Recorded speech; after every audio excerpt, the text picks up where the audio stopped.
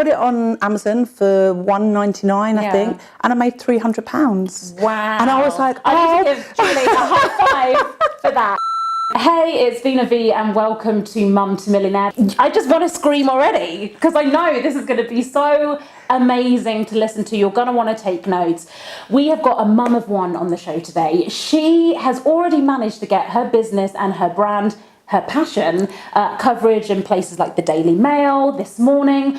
And she is the founder of the amazing Fat Girl's Guide to Running. Please welcome to the show, Julie Creffield. Hey! Firstly, thank you so much for coming on. Cool. People listening to this on the podcast, you won't see, but we are in a spa at the moment and we are literally sweating. Like, it is so hot. The reason we're here is because, you know when there's like room bookings and that doesn't go to plan.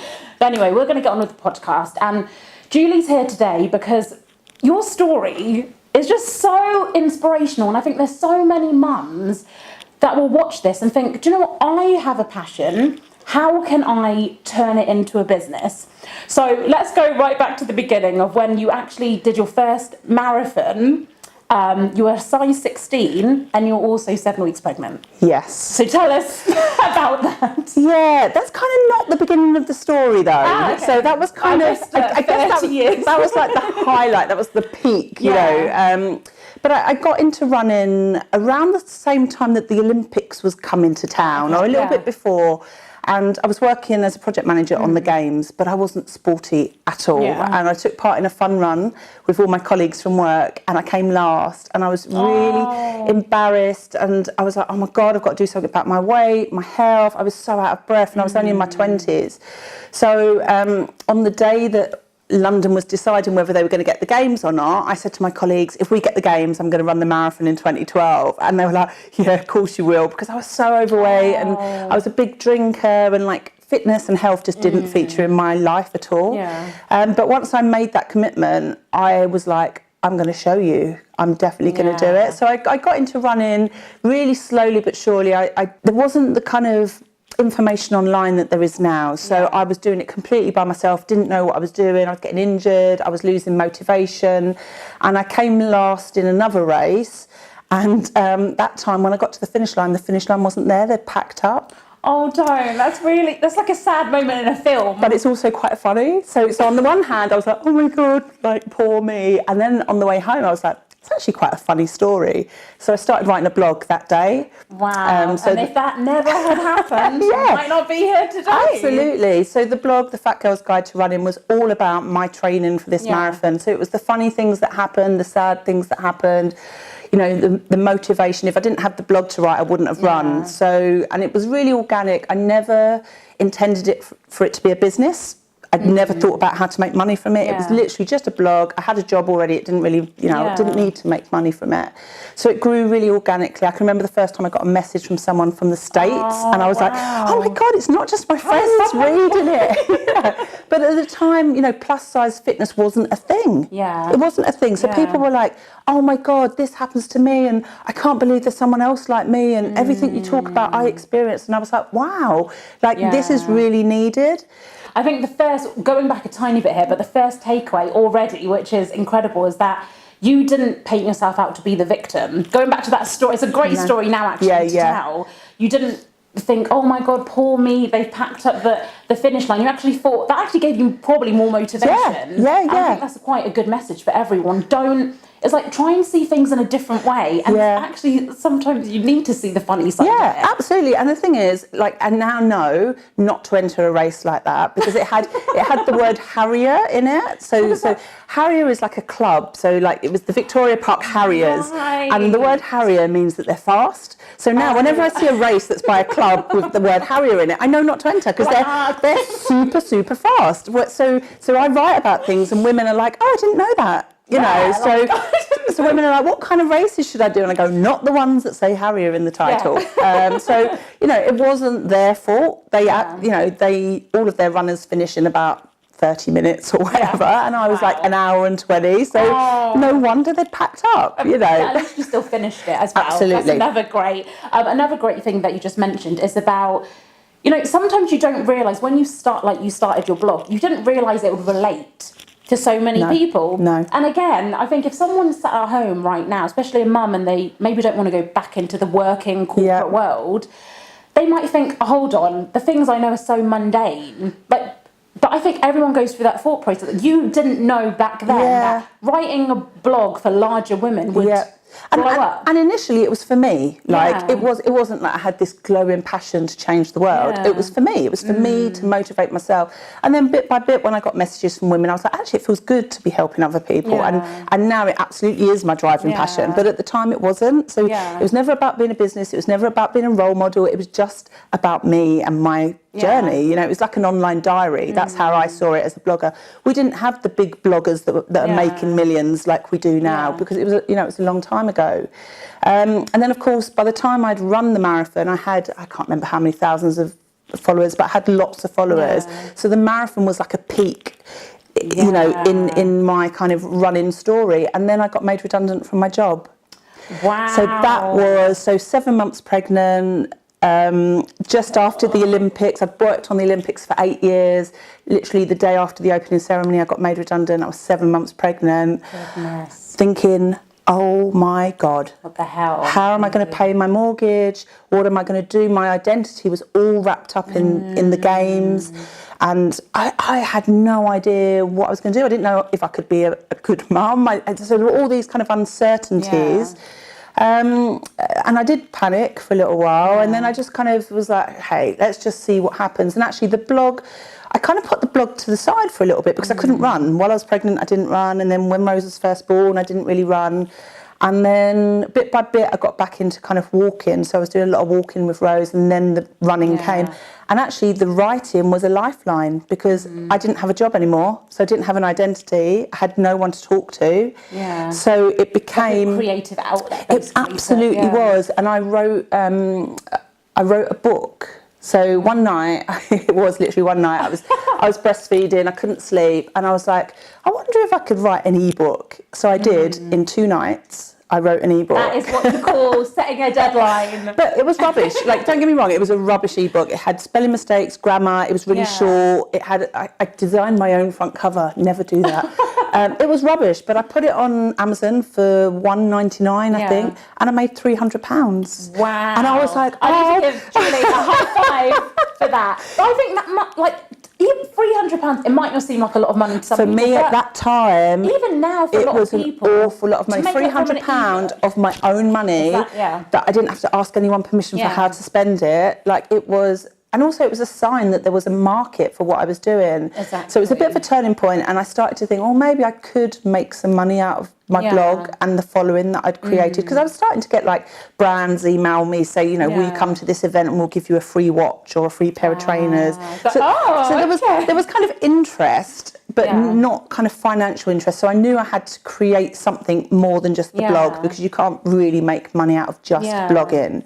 How did you, because I think there are so many mummy bloggers out there, YouTubers now, like everyone's got a podcast, a blog, or a YouTube channel. So how did you actually, was it a very organic way how you grew? Absolutely. I didn't, so I was signing on, I was, you know, a job seeker. And I think they just wanted to get rid of me, and they were like, have you thought about setting up a business? And I was like, well, funny you should say that. And they led me towards getting a grant, so like a loan. It was a loan actually, not a grant, a loan. So I got £1,500 loan to redesign my website, because my website was really bad. And also I bought some T-shirts. So I sold I sold all the T-shirts in about 3 weeks. What T-shirts were It just had "Too Fat to Run" on it, which was like my slogan. So with a branded T-shirt. And my whole business plan, just to get the money, was it was going to be a T-shirt company. But actually, I didn't want to sell T-shirts. I hated selling T-shirts. I had them all in my front room. I hated going to the post office. I hated it. But it did make me money. And I still sell T-shirts. I've just outsourced that part of it now. But I didn't really know how to make money from it. And I've just tested things along the way. And I feel like my business model is still evolving. I'm still working out the best way to kind of capitalise on the followers that I've got. Because I've got, you know, huge numbers of followers, but they're not all customers.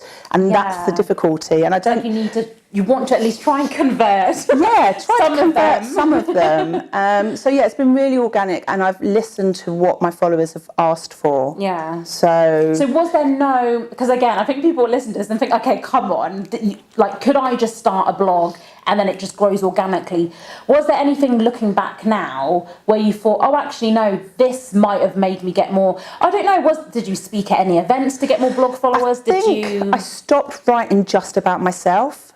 Because that's boring. Yeah. Oh, I did this, I got up and I did this. Yeah. Like, that's boring. And you start doing the same. This is my cup of tea. Yeah, like, it's not all about me. And when I started writing about the running industry, clothing companies, how other women were being treated, so it became more about the world, the industry, other women. That's when it became like a campaign. And actually some business advisors were like, is this a business or is it a campaign? What is it? And I'm like, it can be both. You can have, like, you know, social objectives and still want to make money. And I think some people are like, oh, I don't know if that works, but I think it does. I think you can definitely have a message, and I think speaking has helped. So I'm a motivational speaker now, and I do gigs. Can I say, I watched Julie. We were both speaking at the Women Enterprise event in East London, and you were just fantastic. I loved it. Just the confidence in you. Yeah. And that's why we've got her on the podcast. Because I just love women like you that are relatable, and it's not all about.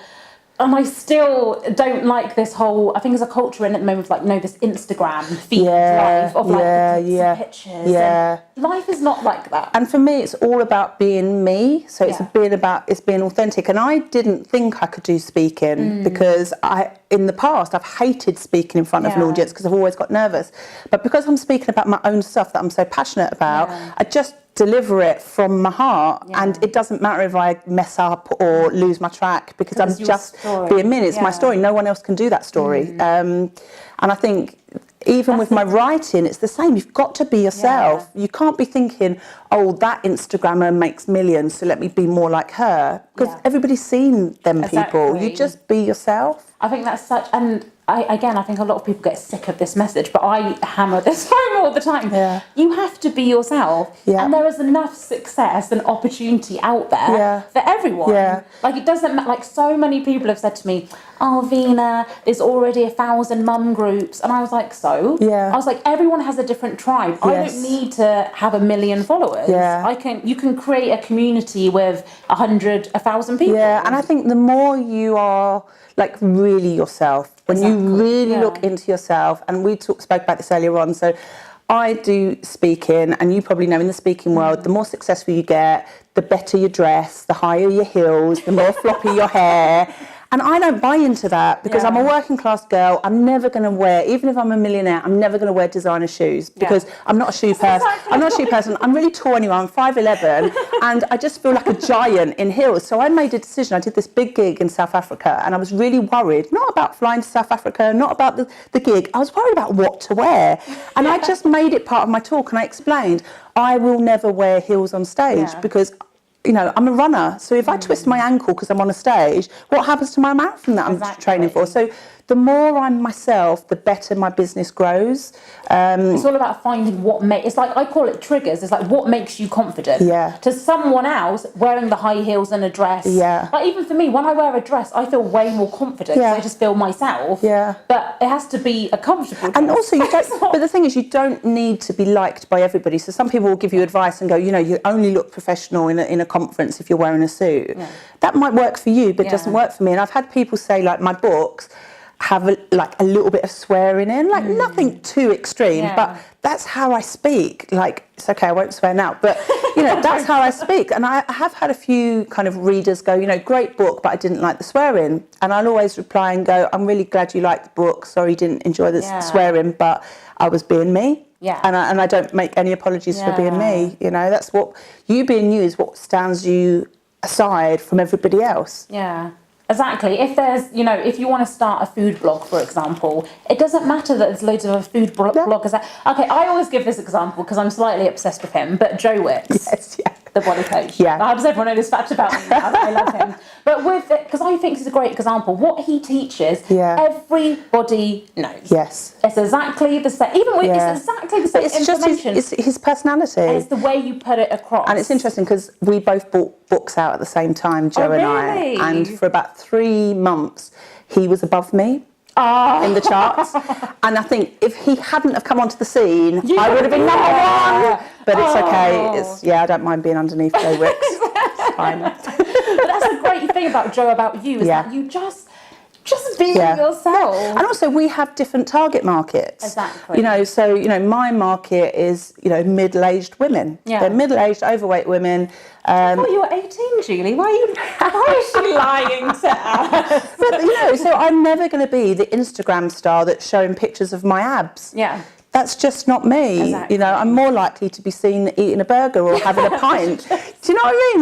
That's more on brand for me. And I think there's a lot of talk about brands, and I think there's a lot of rubbish that goes with it, and stuff about it's your logo, it's your colours, it's no, it's you. It's how you carry yourself across everything. And it's how you trickle down that message. Yeah. Even when you're posting that Instagram, don't think, I'm just going to post an Instagram. Think, how is your brand? How are you getting your brand values into this one post? I think it's so important.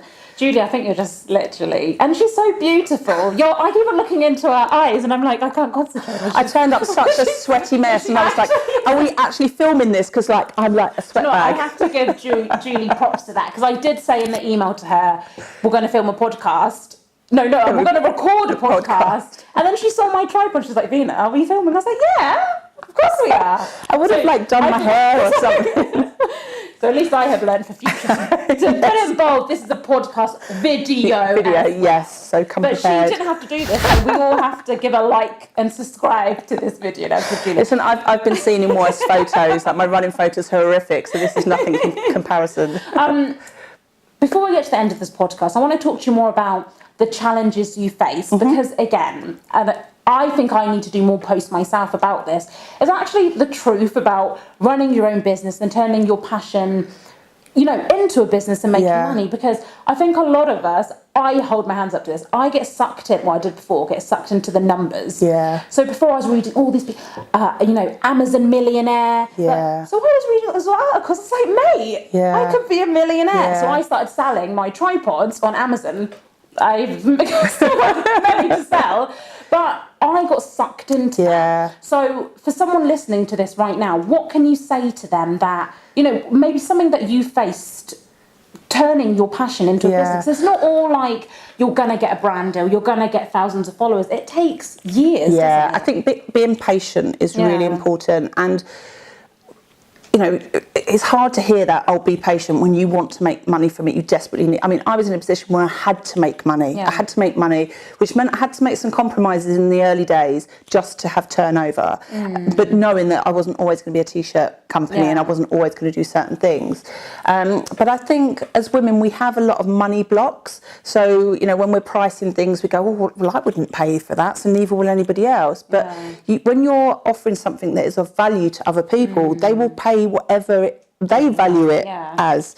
And I think for me it was about stop focusing on the numbers, stop setting myself income targets as such, and thinking more about how many women can I help, how many women can I serve, how can I get my message out to millions of people. And I think one of the great things, I've got really good, I've had really good PR because my story is quite provocative, which is why the Daily Mail love me, like fat runner does such and such. Very total and I don't like the Daily Mail particularly as a newspaper, but in terms of its reach, hey, you want to write about me. But I think the biggest marketing for me is word of mouth. Yeah. So I've had friends from school say, a woman at the school gate told me about you today.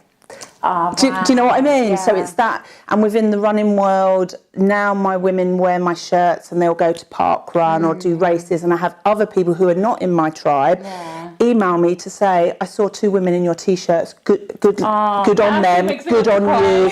So I'm getting feedback from outside of my target market about them appreciating the work that I do. So it's being noticed, but it's slow. It's not like a big hit the market. Everyone says it's like you'll be an overnight success. I've been doing this for like a long time. a long time, and I still don't think my business model is exactly where I want it to be.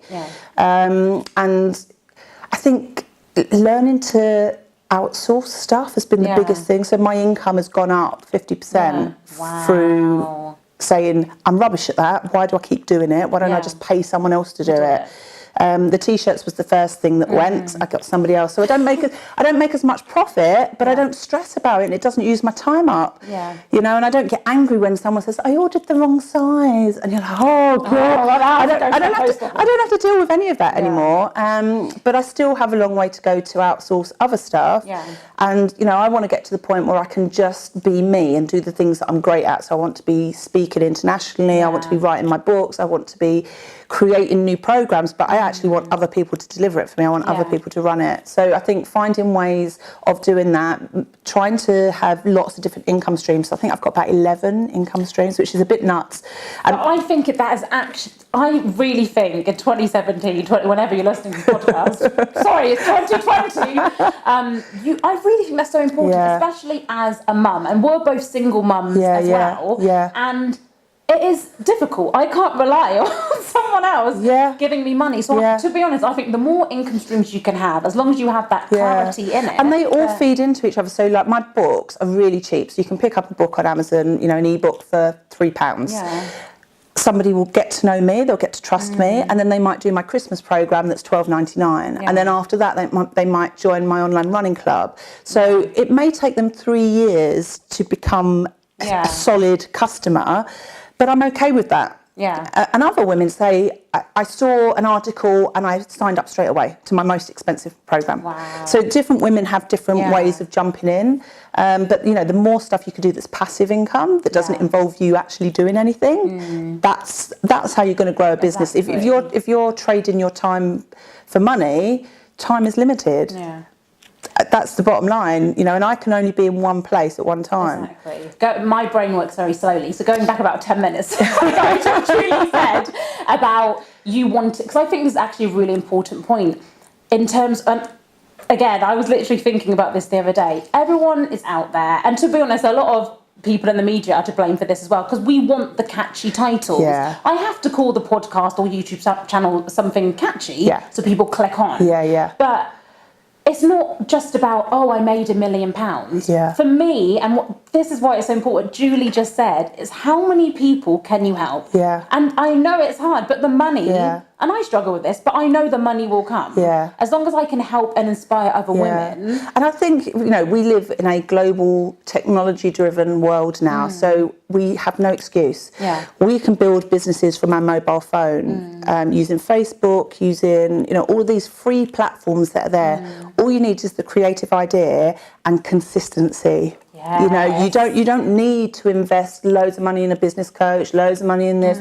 You can literally start off small, start making money, and then as the business grows, then you start using money to kind of to do different things. What would you say has been the biggest lesson you've learned with your business so far? Or anything you look back and think, oh, why did I shouldn't have done that? I think there's this thing about kind of creating a business that suits your lifestyle.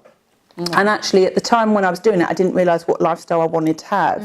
So now I can stop what I'm doing and go for a run or go to the gym whenever I want, or I can just go shopping. I didn't know I wanted that lifestyle. do you know what I mean? And I love to travel. So when I think about the things I like to do, I love talking, I love travelling, and I love writing. I mean, those are the three things that I've always loved doing since being a child. I've now managed to build a business that is based on that model. And sometimes the opportunities come in and they're not money related, but there is value. So I recently went to Jerusalem on an all expenses paid trip to run a half marathon. So it was 5 days away from home. There wasn't any payment, but I didn't spend a penny while I was there, and I got to experience a part of the world that I would never do otherwise. And I'm also at the same time raising the profile of my brand as a kind of global influencer. So the value to my business for that trip was probably about £20,000. But other people might say, oh, I can't take 5 days away from the business. If you're not paying me, I'm not going. So it's about kind of what do you want in your life? And, you know, some people have a business and a life and they're separate. Mine is very much I just want to hug Julie. Everything you said, I'm like, are you me? Is this me? But it's just so important, I think. Yeah. You have to, if you can bring your child with you somewhere, bring them along. Yeah. My son's a different story. I can't. I recently took my daughter, I do an annual retreat. Yeah. So I take 20 women to Rhodes in Greece and we do a health and happiness retreat. And she's going to school in September. So this was the last opportunity to take her with me. And I did. And I learned a lot. I'll never do it again. But it was nice to have that option, to be able to show her how I work and to be able to have a little mini holiday. And, other women were like, wow. Like it wouldn't even feature in their mind to do that, Yeah, mate, I would actually bring my child with me anywhere. Yeah. But no, I just think your story is I reckon people are going to watch and listen to this and just think, wow, if Julie can do it, so I mean, that's my whole message. Yeah. So when people look at me and I say I run marathons and they raise their eyebrow, it is literally that. If I can run a marathon, it's all about facing your fears. And, a lot of my talks are about that. The same principles I had to apply to run that marathon. And a marathon is a long way. Like, I don't think until you start training for one. So the other day, so we're in Barking. So the other day I run to the Barking Enterprise Centre and back again. And that was 12 miles. Oh my God. Yeah, so because I'm training for a big race at the moment. So that was 12 miles. So you're doubling that and then adding some. So a lot of people don't realise how far that is. And when you start out and you can't run to the top of the road, you're like, how am I ever going to get... And running a business is exactly the same. Like when you set up like an Instagram account and you've got 10 followers and your ambition is to get 1 million, you sit there going, how am I ever going to do this? Rather than just focusing on, right, let me get to 20, let me get to 30, let me get to 100. You just get overwhelmed with the scale of it, so you do nothing. You let your fear and procrastination, all those things seek in. And I think a lot of mums are guilty of this, and I did this when I used to have a pregnancy blog, is that you start comparing yourself. You think, hold on, this person started their blog 2 years after me and they're already getting brand deals or they're already making this much money. Yeah. And it just literally made me depressed. Yeah. I was like, oh my God. And it makes you anxious as well. It makes you anxious. Yeah, comparing other people in the same industry is really not on. Did you ever look at any other blogs and think? There wasn't really any other blogs. There were other running communities that were larger than mine, but that weren't monetizing. And in the States, there are similar people to me that are doing similar things. And of course, I did compare myself, but then I was just focused on income generation. And I was like, look, ignore what they're doing, do your own thing. You've got your mortgage to pay at the end of the month. Just concentrate on get on with it. But I think there's another thing. So I always talk about this in my talks, is that I got myself a cleaner, and that was because I work from home. Yeah. Obviously, I've got like a small child, so the house is always a tip. And what I was doing was, rather than working and doing the thing that was a little bit scary, I'd wash up. And I hate washing up. So why was I doing that instead of that? So now I have a cleaner who comes once a week, blitzes the place, and I don't have that as an excuse. So on a Monday morning, like I'm just, on it. And I'm starting to think about what else could I outsource. So it's not just a business thing. It's like in my home life, what else could I outsource to make my life easier? Particularly being a single parent, I don't have anybody else to rely on. So how can I simplify things so that I do the important stuff? And I think it's stopping us, a perfect example of stopping the excuses, because everyone's got an excuse of what I meet people all the time that told me 5 years ago they want to start a YouTube channel and they still haven't. And now I'm all about like, come on, take action. But then I also say, do you know what? If you are having, whatever your excuse is, you need to address it. Because there's obviously something within your mind that's stopping you from doing it. And it's normally fear. It's normally fear, because I mean, I've wanted to do more stuff on YouTube, and I could do it. I do lots of videos in my coaching groups. I just never upload them onto YouTube. And it is this thing of being judged by the outside world. Like, I don't mind being judged by my tribe because they get me, but I don't want, ex-coach who is, qualified to the max in running, looking at my video and going, what do you know? You're not even a qualified coach, or you're not this, or that's not the way I would do it. So, I have those blocks too. I think we should all start a petition now. I'll put the link on the blog post just to get Julie to do her first YouTube video. I have got a YouTube channel and I have got videos on there. I'm just not consistent with it. Yeah, and to be honest, I think Julie is someone, you've got your blog now, you've got your different passive income streams. I think for you, YouTube is the next step. Possibly, yeah. No, it's not possibly. It's 100%. again. So I think we should definitely, we're going to help Julie now and get to end the podcast, what would you say to a mum listening to this right now who is at that, they're just stuck. Yeah. They they're listen to this and they're looking at you now thinking, hold on, like I want to do something similar. I've got a blog as well. What would you say to them? Like, how can they start making money from it? And just what, if you ever maybe even think about yourself when you were in that situation a few years ago? I think firstly, you've got to find stuff that brings you joy. So yes, you want to make money, but there's no point in doing something that's not going to bring you joy. And have fun, like, and not worry too much, like, about how you price things. I love piloting things. So I'll say, I've got this idea, it's a pilot. It normally costs £99, but because I'm piloting it, it costs £30. You get 10 people to sign up, it's 300 quid in your pocket. So there's really easy, like, stress-free ways of just testing stuff. And if it just doesn't work, I did a program which was an absolute flop. And 4 weeks in, I had to just do a little video that goes, this is not working. I'm so sorry. And we're going to come back in January and do it again. And it's going to be better. And I'll give you all a free place on it. And the women were like, hey, it's fine. You're being honest with us. It was only 20 quid. We don't mind. And like, it's that level of honesty. Like, it's not, you're not a massive failure when something goes wrong. And do you know what? I'm so over the moon that you've said that example, because again, Facebook, this is why I have stopped going on Facebook. It's a killer of joy. Because I see coaches on there continuously, oh, I've just made £100,000. And then I think, hold on, is everyone else like know a secret here to selling courses? But the truth is, they might have had 10 failed courses before that, but they're not talking about it. So I would just say to you as well that if you are seeing stuff on social media, just remember that they've probably tried stuff for years before they got to that £100,000. But also, there's a lot of lies being told on social media. I don't want to say that. But. There's a whole industry based on coaches coaching coaches. Does that make sense? Should I say that again? Yes. So there's a whole industry based on coaches that coach coaches. So women that say, and it's not just women, there are men as well, but women that say, I make, a 7-figure, 8-figure salary every year and I work from the beach 4 days a year. And I can show you how to do it. I don't need to work anymore. I can show you how to do it. Firstly, you do need to work, otherwise you wouldn't be on social media promoting your thing.